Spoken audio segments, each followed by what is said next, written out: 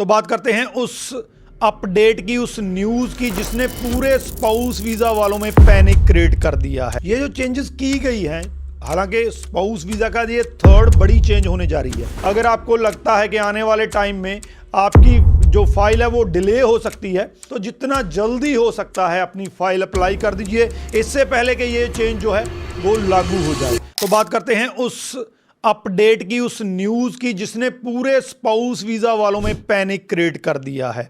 जी हाँ, आईएमपी में जो भी कैटेगरीज हैं उनके लिए आईएलटीएस आपको पता है कि मैंडेटरी होने जा रहा है। इसके साल के एंड तक जो है ये इंप्लीमेंट हो जाने वाला है। अब जो कैंडिडेट्स हैं जो ओपन वर्क परमिट या स्पाउस वीज़ा अप्लाई करना चाहते हैं, उनके सामने ऑप्शन क्या है। सबसे पहली ऑप्शन आपके पास ये है कि आप उसको लागू होने से पहले अगर आप इस टाइम पे एलिजिबल हैं तो आप अपना अप्लाई कर सकते हैं। एलिजिबिलिटी क्राइटेरिया मैं एक बार फिर से रिपीट करने जा रहा हूं, ध्यान से सुन लीजिए। अगर आपका स्पाउस कनाडा में इस टाइम पे स्टडी कर रहा है, तो अगर वो मास्टर का स्टूडेंट है तो आप एलिजिबल हैं। कुछ बैचलर के प्रोग्राम भी हैं, लेकिन ज़्यादातर जो है अगर मास्टर में आपका जो है स्टूडेंट जो है वो स्टडी कर रहा है, आप एलिजिबल हैं। साथ में इसमें कोई फिक्स नहीं है, उसका चाहे एक सेमेस्टर रहता है चाहे 2 सेमेस्टर रहते हैं, आप एलिजिबल हैं, आप स्पाउस वीज़ा अप्लाई कर सकते हैं।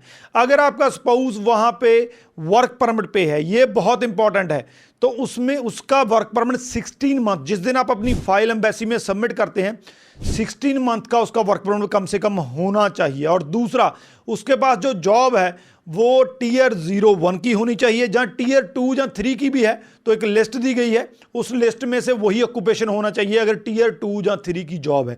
तो ये अगर एलिजिबिलिटी पूरी क्राइटेरिया पूरा होता है, चाहे स्टडी पे है चाहे वर्क परमिट पे है, तो आप अपना स्पाउस वीज़ा अप्लाई कर सकते हैं। इसलिए पहली ऑप्शन ये कह रहा हूं कि अगर इसमें से आप किसी में भी आते हैं तो I highly recommend, this is the right time जब आप अपना स्पाउस वीज़ा अप्लाई कर सकते हैं। अगर आप इसके लिए एलिजिबल नहीं हैं इस टाइम पे, मान लीजिए आपका स्पाउस जो है वो कोई ऐसी सर्कमस्टांसेस है जिसके कारण अभी आप एलिजिबल नहीं है, मान के चलिए आपके स्पाउस की अभी स्टडी कंप्लीट हुई है, उसने PGWP अप्लाई किया है, उसका वेट कर रहा है, तो आप अभी एलिजिबल नहीं है।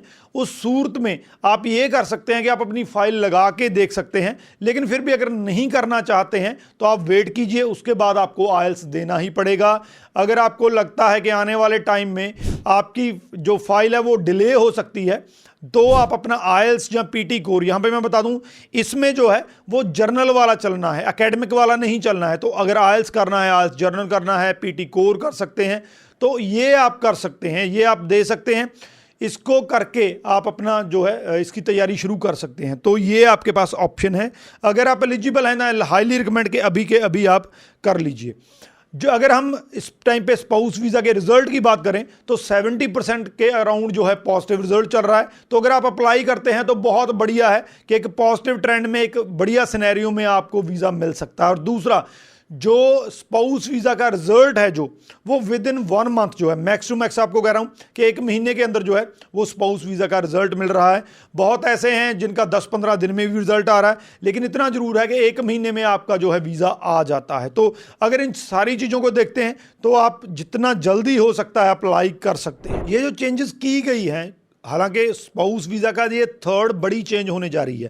पहली चेंज जब इन्होंने डिप्लोमा वालों को मना कर दिया था, दूसरी चेंज जब इन्होंने वर्क परमिट के जो है चेंजेस की, 16 मंथ वाला लेके आए और टियर वाला लेके आए, ये बड़ी थर्ड चेंज है। तो कहीं ना कहीं पे जो टेम्परेरी वीज़ा पे वहाँ पे जाते हैं तो उनकी गिनती कम करने के लिए, ताकि कम से कम लोग एलिजिबल हो सके इन चीज़ों के लिए, कम से कम लोग अप्लाई करें, तो इसीलिए ये सारी चीज़ें की जा रही हैं। कैपिंग नहीं की जा रही है, एलिजिबिलिटी क्राइटेरिया को अप किया जा रहा है ताकि कम से कम कैंडिडेट्स की फाइल एम्बेसी में जाए और टेम्परेरी वीज़ा वाले जो वहाँ पे आते हैं उनकी गिनती को कम किया जा सके।